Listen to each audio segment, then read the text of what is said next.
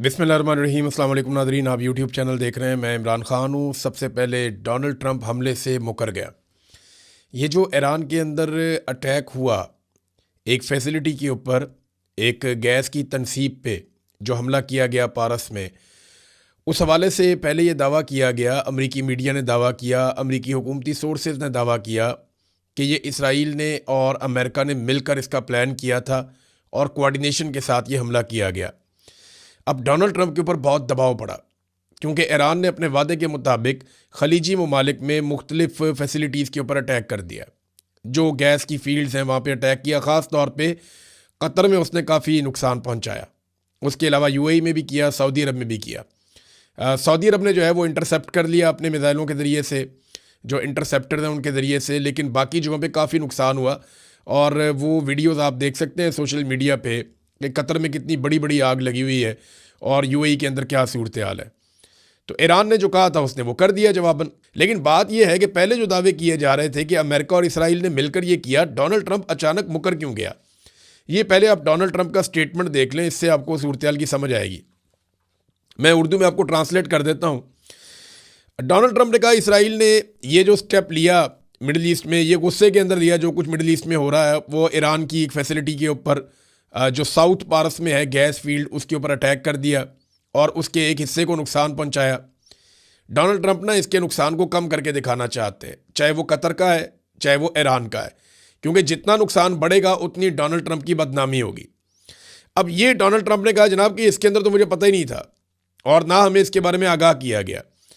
Donald Trump कहता है Israel ने ये खुद ही किया है, और उसके बाद वो ये कहता है कि बदकिस्मती से ईरान ने उसके रद्द अमल के बाद जो कुछ किया और जिस किस्म का ईरान ने अटैक किया कतर पे, उसको डोनाल्ड ट्रंप ने बहुत गलत करार दिया।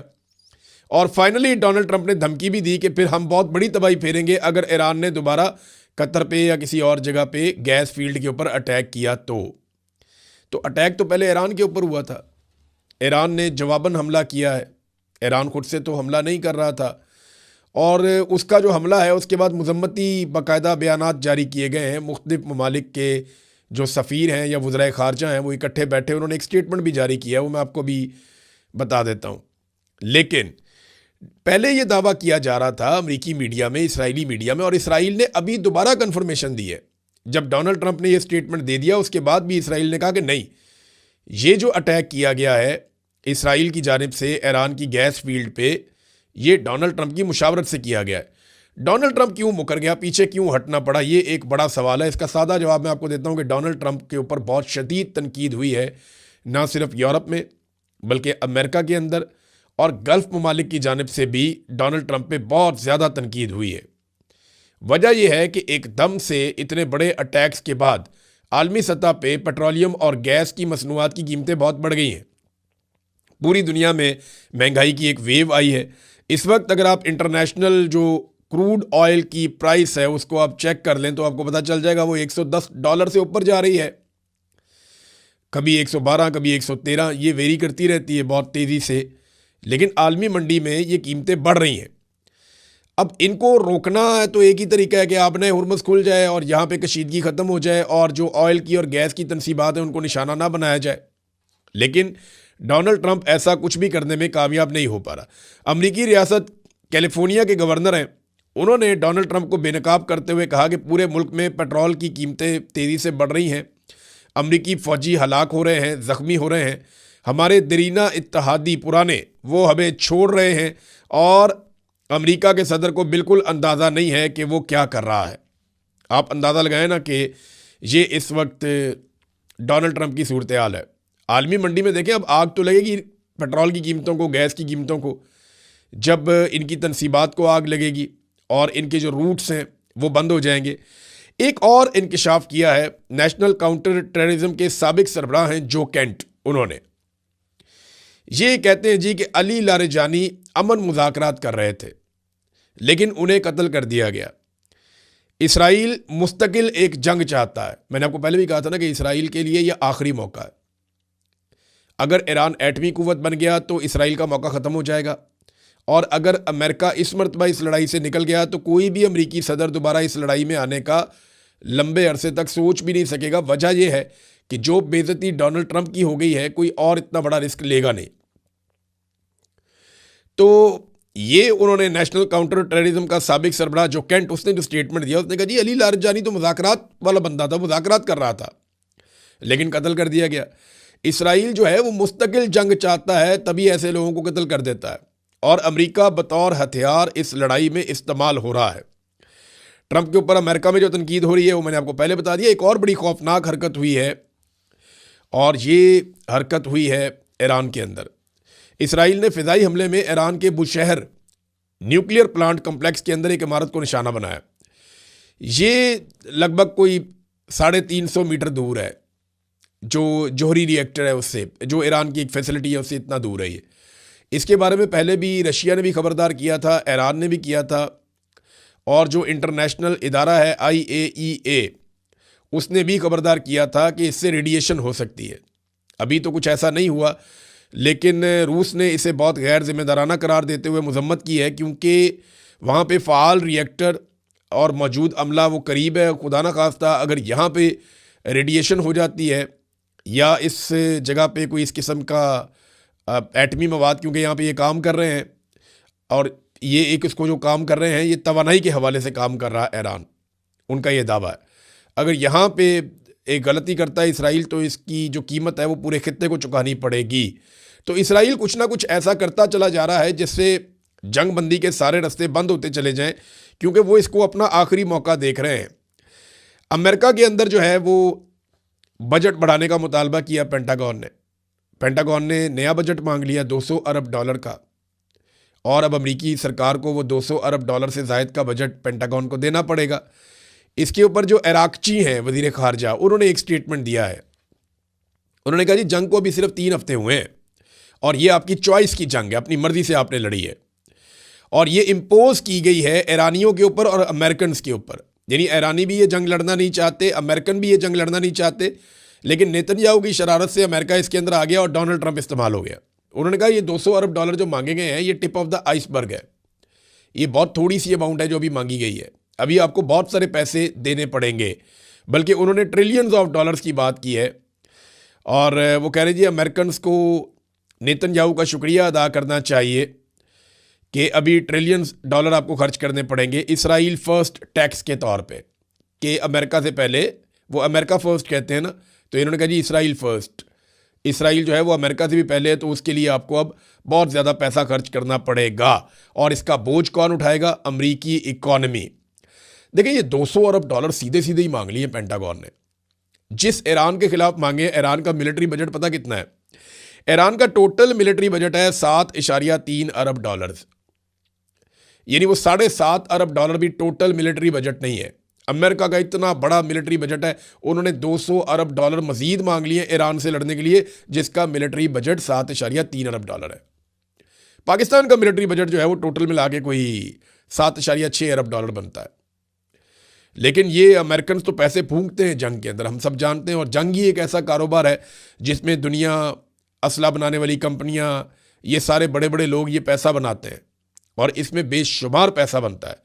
नाज़रीन, रॉयटर्स के मुताबिक एक खबर आई है कि अमेरिका ग्राउंड के ऊपर अपने फौजी उतारना चाहता है ईरान में, और अगले हफ्ते ये दावा किया जा रहा है कि इसमें कोई डेवलपमेंट हो सकती है। अमेरिकन जो है ना वो अब तक मुख्तलिफ एरिया पे बात करते चले आए हैं, और एक एरिया जिसे आप खारक जजीरे के नाम से जानते हैं, जहाँ पे ईरान की बहुत बड़ी फैसिलिटी है ऑयल्स के हवाले से, वहाँ पे अमरीकी अपने फ़ौजी उतार सकते हैं, ये दावा किया जा रहा है। उसको वो एक आसान हदफ समझते हैं। लेकिन मैं पहले भी आपको बता चुका हूँ कि ईरान खुदकुशी वाले मोड में है, वो खारक जजीरे को तबाह कर देगा अगर वहाँ पे अमरीकी फ़ौजी मौजूद हुए, और वो उनके ऊपर वहाँ पे अटैक करेगा। अव्वल तो वो आने नहीं देगा, लेकिन अगर वो वहाँ तक आ गए तो वो उनके ऊपर हमला करेगा, ईरान बाज नहीं आएगा।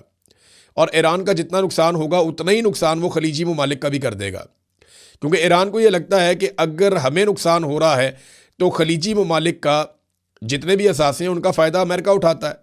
अमेरिकन कंपनियां यहाँ पे काम करती हैं, वो यहाँ से तेल और गैस निकालती हैं, और वो यहाँ से बेशुमार डॉलर्स कमा कर ले जाती हैं। लिहाजा अगर वो हमें नुकसान देंगे तो हम वहाँ पे नुकसान करेंगे।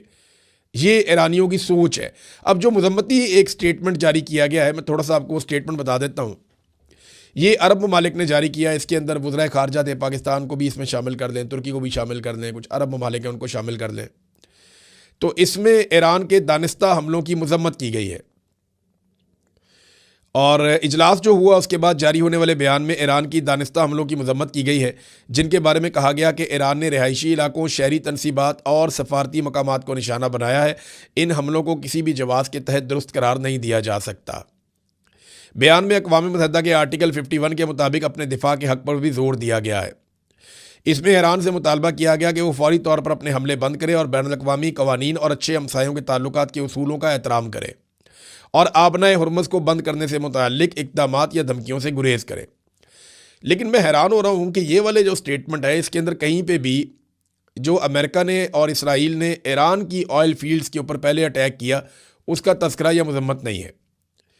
यानी बात तो यहाँ से शुरू होनी चाहिए थी कि सबसे पहले ईरान के ऑयल फील्ड्स और ईरान के जो असासे हैं, तनसीबात हैं या गैस की जो फील्ड्स हैं, उनके ऊपर जो अटैक किया गया या ईरान के जो लीडर्स को कत्ल किया गया उसकी मजम्मत की जाती है और उसके बाद ईरान की भी मजम्मत की जाती।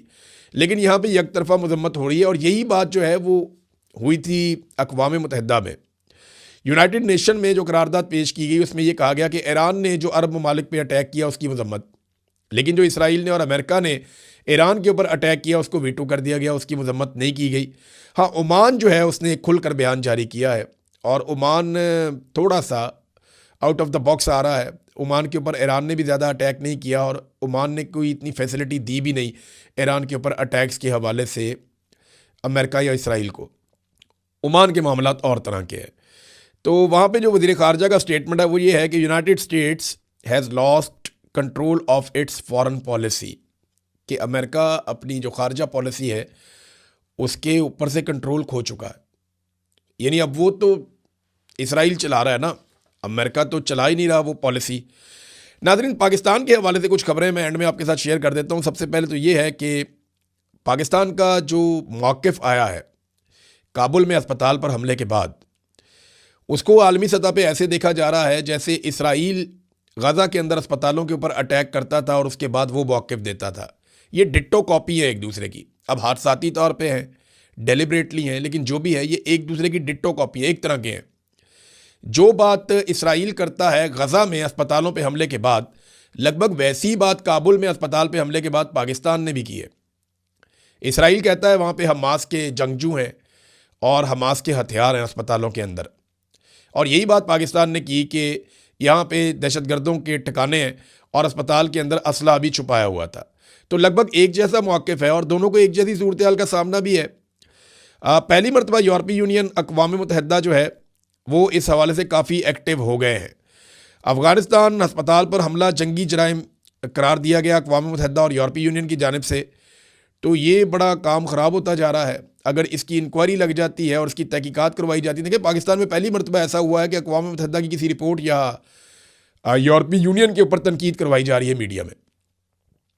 इससे पहले ये काम इंडिया ज़रूर करता था, ये काम इसराइल ज़रूर करता था कि हमारे साथ जानिबदारी हो रही है, आपकी रिपोर्टें ठीक नहीं हैं, आप ज़्यादती कर रहे हैं।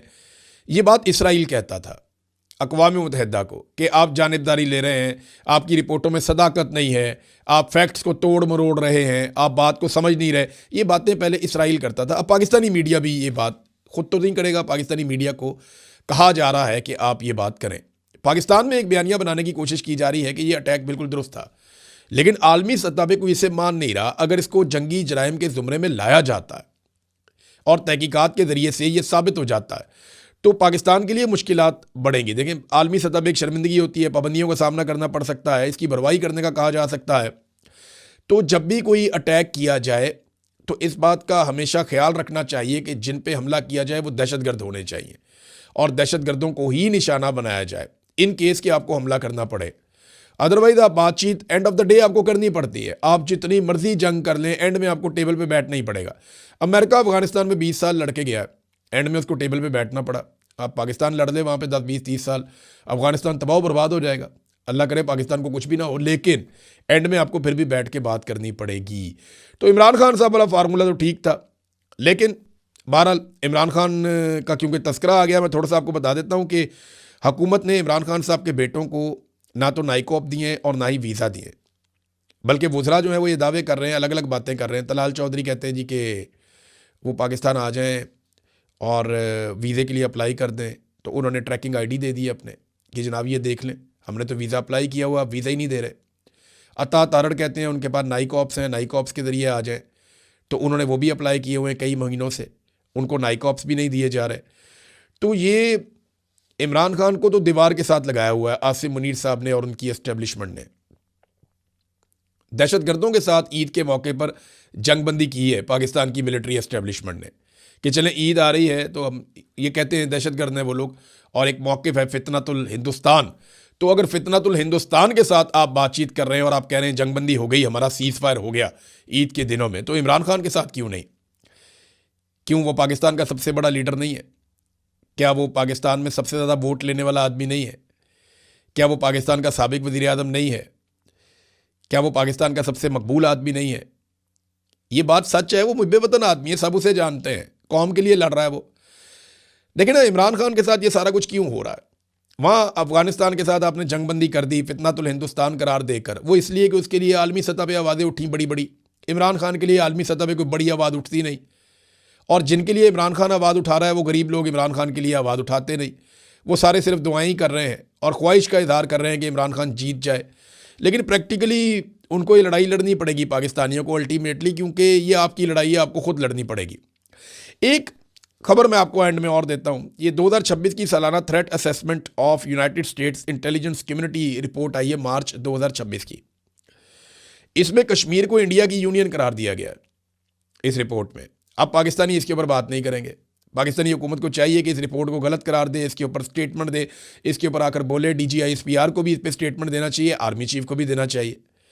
देखिए ना, अमेरिका के सिर्फ एक बयान पर पाकिस्तान ने अभी तक रद्द-ए-अमल दिया है। तुलसी गबार्ड का जो बयान है कि पाकिस्तान के मिसाइल अमेरिका तक आ सकते हैं, अमेरिका खतरे में है, इसके ऊपर फौरी तौर पे पाकिस्तान ने रद्द-ए-अमल देकर कहा नहीं जी नहीं, हमारे मिसाइल वहाँ तक नहीं आ सकते। हम आपको यकीन दिलाते हैं कि हमारे मिसाइल किसी सूरत अमेरिका तक नहीं आ सकते, अमेरिका को हमारे मिसाइलों से कोई खतरा नहीं है। ये फौरी तौर पे स्टेटमेंट दे दिया। इससे पहले अमरीकी वज़ीर ख़ारजा ने कहा कि पाकिस्तान ने अर्जी डाली है गज़ा में अपनी फ़ौज भेजने के लिए, उसके ऊपर कोई रद्द-ए-अमल इन्होंने नहीं दिया, बिल्कुल रद्द-ए-अमल दिया ही नहीं। बोर्ड ऑफ पीस में शमूलियत की अर्जी, कोई रद्द-ए-अमल नहीं दिया। ट्रंप के बयानात पे कोई रद्द-ए-अमल नहीं दिया। कश्मीर को भारत में शामिल करना, इसके ऊपर कोई रद्द-ए-अमल नहीं दिया। फ़लस्तीनी रियासत के क़याम से अमेरिका का इनकार करना, इसके ऊपर कोई रद्द-ए-अमल नहीं दिया। मस्जिद अक्सा की जगह हैकल सुलेमानी की तामीर का स्टेटमेंट देना, कोई रद्द-ए-अमल नहीं दिया। तो पाकिस्तान ने रद्द-ए-अमल सिर्फ एक चीज़ पे दिया कि अमेरिका को हमसे कोई खतरा नहीं है, बाकी अमेरिका जो मर्जी करी जाए, इन्होंने कोई रद्द-ए-अमल कभी दिया ही नहीं। बहरहाल इस वीलॉग में अब तक के लिए इतने। अपना ख्याल रखिएगा, अपने इस चैनल का भी। अल्लाह हाफ़िज़।